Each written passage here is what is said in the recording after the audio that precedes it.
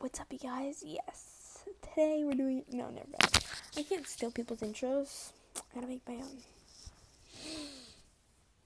There we go. What's up, you guys? Yes. That's still Shane Dawson's.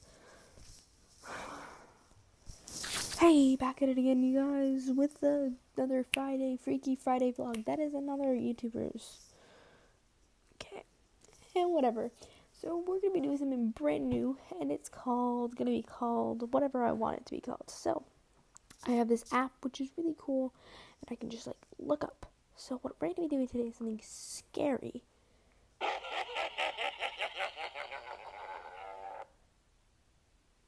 Me. So we're actually gonna be talking about an evil doll.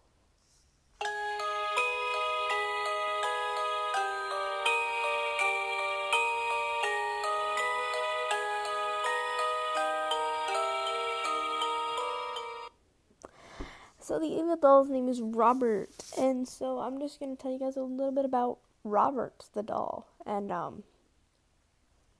Robert the doll.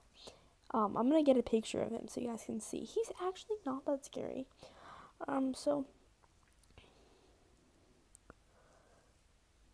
what I found on Robert the doll is he is a creepy doll. I mean, I don't believe it. He's not creepy, but I mean, still, he's a creepy doll. So I mean,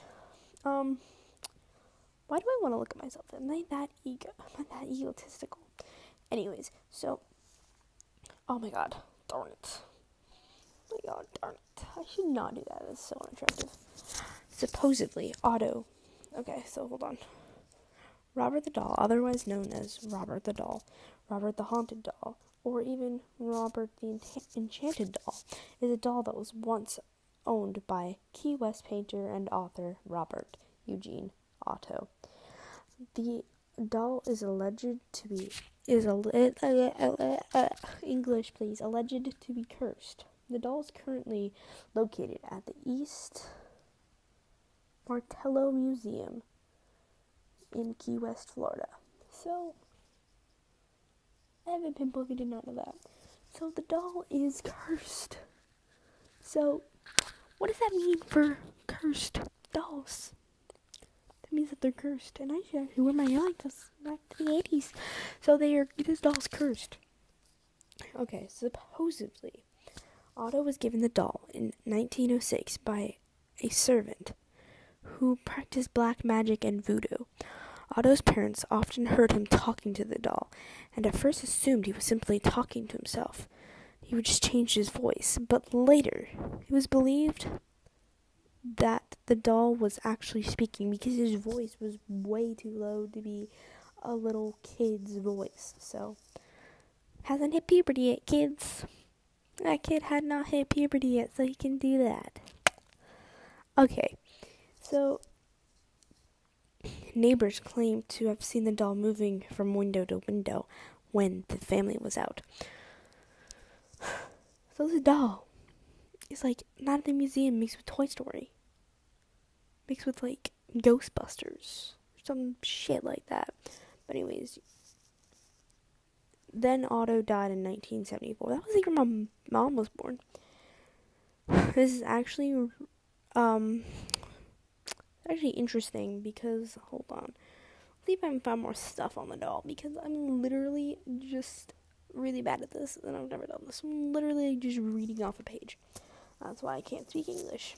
The story behind the haunted doll. So he's actually really cute. He's dressed as a sailor and I think he's wooden. I can't actually tell. I love how it says here. His careworn face is only vaguely human. His nub of a nose looks like a pair of pinholes. He's covered in black nicks like scars. His eyes are beady and black. He wears a smirk. So this is here's some of the things that people have agreed about Robert. That he's haunted and that he caused car accidents, broken bones, job loss, divorce, and misfortunes. So, this is just a fucking, ew. It looks so gross in the last frame. I'm hoping, like, ugh. If that last frame was disgusting, ugh. So they're pretty much just saying that he's just bad karma. Like, he's bad. Don't talk nasty to that doll. He will break your limbs. Get you in a car accident. You don't feel like paying insurance. Insurance is expensive as. Then you got into a car accident and you don't have like Geico or something or Progressive.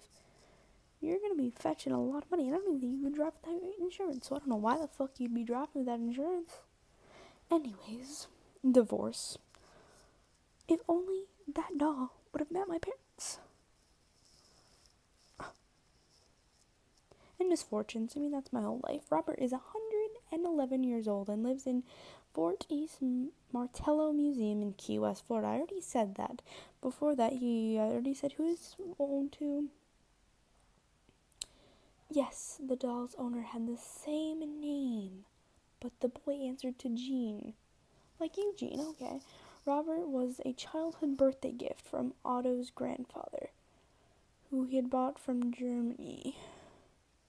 Okay. Quote.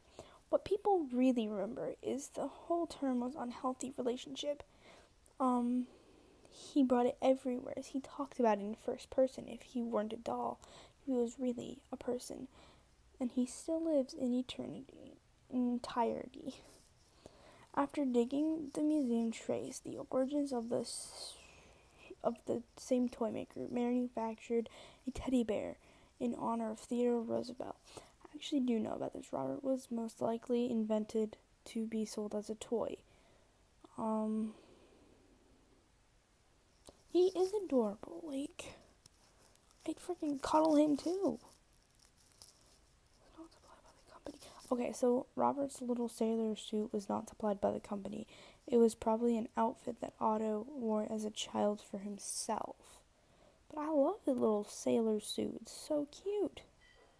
His little thing right here, like the smile marks. You see right here?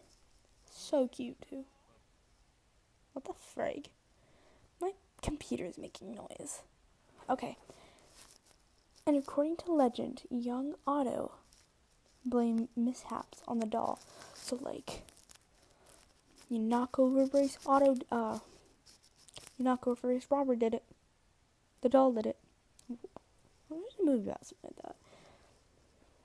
While this could have been laughed off as a child's storytelling, all adults also started noticing odd occurrences, especially as Otto and Robert grew older. As an adult, Otto lived in a stately home he called the artist's home, where Robert could be seen positioned at the upstairs window. School children swore that he would appear and reappear, and they would avoid the house.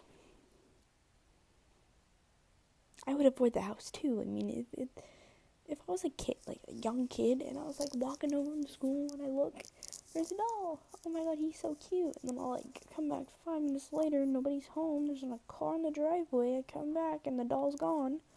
Freaking get closer to the house and the doll's back. I would be scared of that house too. But I mean, me as right now, I'd be like, oh, just a possessed doll. Hey girl, hey. Hope I don't hope I'm not like actually offending anyone. Like I'm actually interested. Like, okay. Anyways, visitors swore they heard footsteps in the attic and giggling. Some claimed Robert's okay, so I read that all wrong.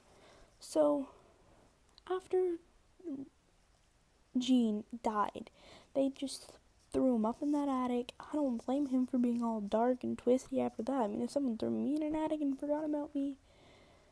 Yes, so they left him up in the attic, and nobody knew that he was there. Is that what I'm reading? And so they'd see him out of nowhere, and so, yeah. They'd hear giggling. sometimes claimed Robert's expression would change when someone bad-mouthed Otto in his presence.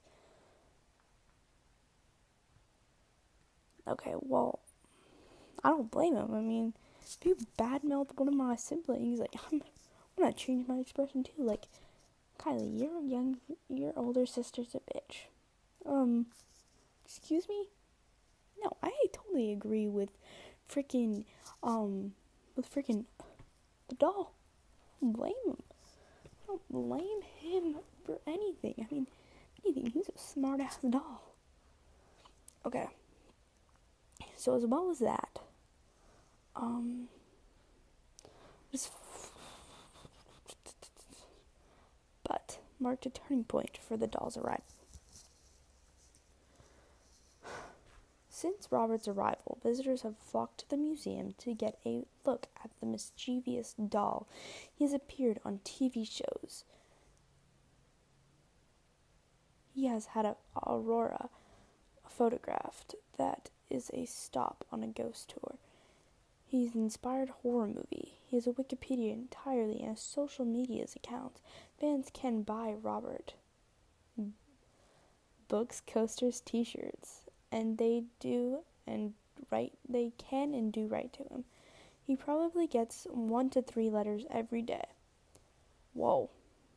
I don't even have 1 to 3 fans right now.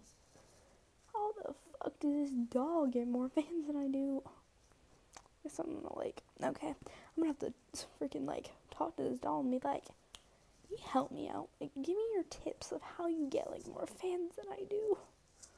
Like, I'm legitimately serious. Like, how the fuck does a dog get more fans than I do? Like, this is bull. Okay. I forgot how easy it was to do that. I can get those tears back up there.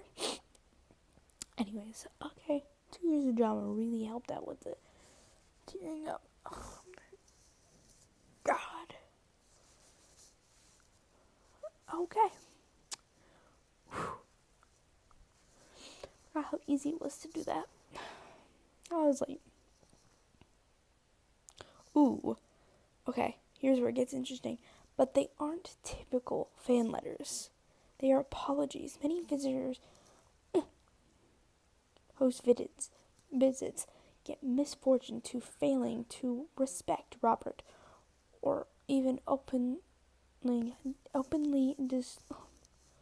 disrespecting him, and they write forgiveness letters begging for forgiveness. Others ask him for advice or to hex those who have wronged them.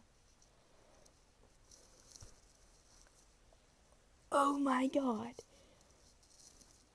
So if he hexes people, can he since they're asking him for advice, can he help them? Like, if they're like, I'm a struggling YouTube star, and I realize that you're really, really famous. Can you help me out here? But yeah, anyways, so this is gonna be a long video. I'm probably gonna put 2 parts on this. So hold on.